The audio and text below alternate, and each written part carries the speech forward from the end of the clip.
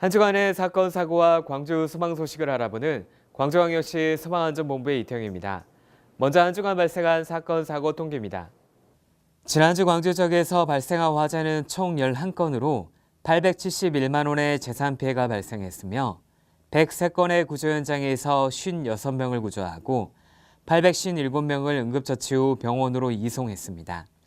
식당 내부에서 전기 작업을 하던 40대 남성이 감전돼 심정지가 왔다는 신고가 119 종합상황실에 접수됐습니다.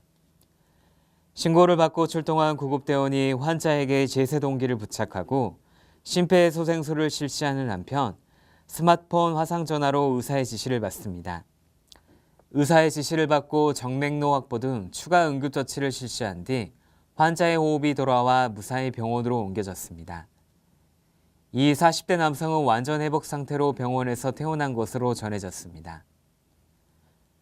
광주소방안전본부는 지난 2015년부터 구급대원이 화상통화로 의사의 지시를 받아 응급처치를 하는 스마트 의료지도를 도입해 심정지 환자의 회복률을 높이고 있습니다.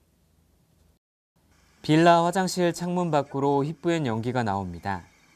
출동한 소방대원이 잠겨있는 현관문을 강제로 개방해 내부로 진입한 뒤 방 안에 잠자고 있던 거주자 2명을 구조했습니다.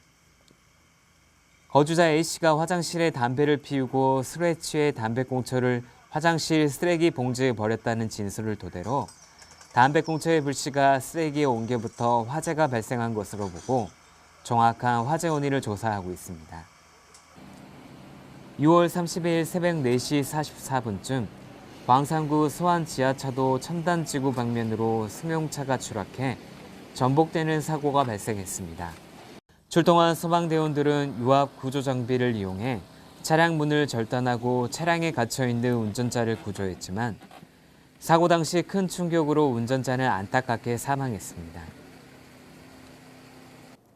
광주광역시 소방안전본부가 본격적인 여름철을 앞두고 광주시 주요 물놀이의 피서객 안전 확보를 위한 119 시민 수상구조대를 본격 운영합니다.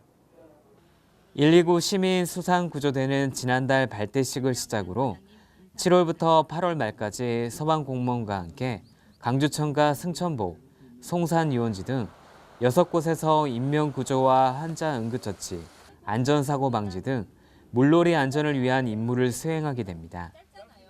광주시 5개 소방서에서는 내실 있는 운영을 위해 119 시민 수상구조대원을 대상으로 심폐소생술과 사고 발생 시 대처 요령 등 순환 안전교육을 지난 6월 마무리했습니다.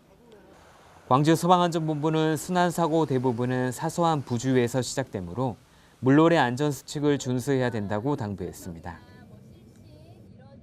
이상으로 광주소방 뉴스 브리핑을 마치겠습니다. 편안한 한 주 보내시기 바랍니다.